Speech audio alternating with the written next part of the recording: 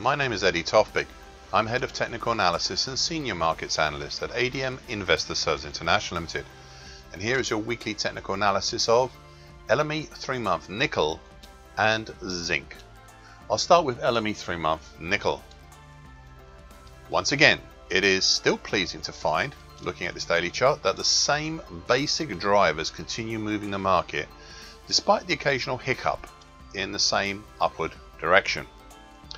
The rock of certainty has been anchored again on the same few patterns. The middle time currently 17,160 and the upper time currently 20,660 of the big 2017-2018 shallow bullish shift pitchfork, plus the action around the middle time currently 19,705 of the October 2020 to March 2021 bullish shift pitchfork. It was also, as I said some 7 weeks ago, and I quote, "Whilst these two pitchforks are in operation, this market will still have the bullish incentive, even if sometimes it looks like it is missing." End of quote.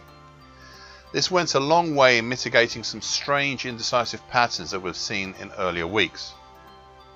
One key point now, I'd once again like to recognise, and a fact that has been important going forward, is the May to date rising wedge pattern, currently at 18,595 to 19,165.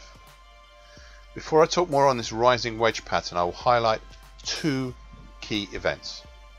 The weekly key reversal up 5 weeks ago, and also the one 2 weeks ago. Now the earlier one pushed the market up not only from the congestion between 18,400 and 19,070 dating from August 2014, and in the process broke prices up out of the rising wedge pattern. However, the one 2 weeks ago had an inauspicious start, though we are seeing signs of recovery this week obviously. However, it was, as I said last week, and I quote, "The price for fully pushing the market higher has still not been paid." You see, overhead we still have the bearish pressure from the September and June 2014 highs at 19,940 and 19,995 respectively. These are the same two that capped the market back in late February at 20,110. That's the end of the quote. This has raised what looks like it might be an enduring question mark over the possible target's top side for the breakup out of the rising wedge pattern. Now the initial target X is in the 20,345 area, whilst the secondary target X1 is in the 20,780 area. I raised this as an issue over the last 3 weeks and it is still ongoing. These are a pair of big obstacles to overcome topside. So it was, I suppose, no surprise to see some reversion back down as we have last week. The question now is whether the actions this week by the bullish rising wedge pattern, which we're within, are going to be enough to take us higher. Now there's plenty of ammunition below for attempts higher. The question though is still, is it enough ammunition? LME 3-month zinc. On the surface, this metal had looked like a gently rising market since June to the last few days. The most notable features were a weekly key reversal up 6 weeks ago and an outside week 3 weeks ago. But not so. There have been and still are some significant forces at play here, and all is not what it seems. You see, we have some strong undercurrents washing this market even now. First off, the 50% Fibonacci under 2006 to 2008 move at 2806 has been key. The weekly key reversal down 10 weeks ago highlighted it, as the Monday following prices bottomed out at the 2806 area. Since then we've seen prices move up along either side of the May 2020 to date broken but still potent uptrend, currently at 3067. Until last week. I even put forward the idea that we had a possible bear flag or bearish measured move lower being built there. However, that has taken too long to be such a pattern. My thoughts over the last few weeks have been dubious about this rise.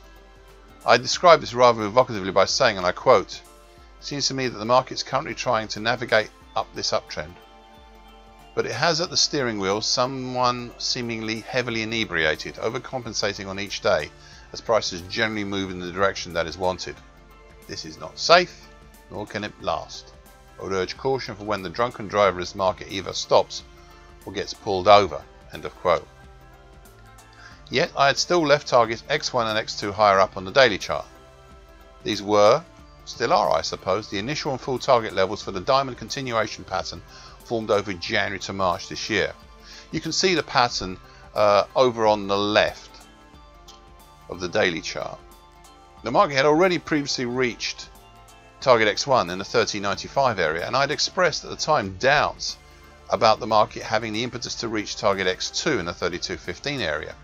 Indeed, I was about to retire these two, but I kept them on just in case. It looked, over the last few weeks, up until last week at least, as if maybe, just maybe, this action pattern were gaining credence. That the diamond pattern from much earlier this year looked very much as if it was indeed the driver of some of the recent moves higher, and perhaps all other patterns since are subservient to that core pattern moving the market up. I've been thinking about this a lot, and I still wish to ponder upon it some more, but this could be the reason why we never triggered a bearish bump and run reversal pattern or a bear flag pattern when we had the opportunity. Well, last week offered another opportunity, the market making consecutive closes under all but the long moving average, currently at 28.60. I highlight now the consecutive closes below the medium moving average, currently at 29.51 that happened. Yet in the close of yesterday, the second below that medium moving average were the seeds of doubt on the downside, as it was an indecisive doji cross. Not the sort of thing you'd want to see in a move away from the broken uptrend. To add on to this today, we are on for a bullish engulfing pattern. Not the hardest of patterns to make after an indecisive doji cross, of course, but it is indicative of what I had mentioned right at the start. This market is currently trying to navigate upwards, but it has at the steering wheel somebody heavily inebriated, overcompensating on each day as prices generally move in the direction that is wanted. It's not safe, nor can it last. I would urge caution for when the drunken driver of this market either stops or gets pulled over. Just be careful. I don't like drunken drivers or drunken markets either. Thank you for listening. This weekly broadcast gives essential market patterns and consequences. Please be aware of the risk disclaimer posted with this broadcast. Copyright is Eddie Tofpik and ADM Investor Services International Limited. And here comes the final bit.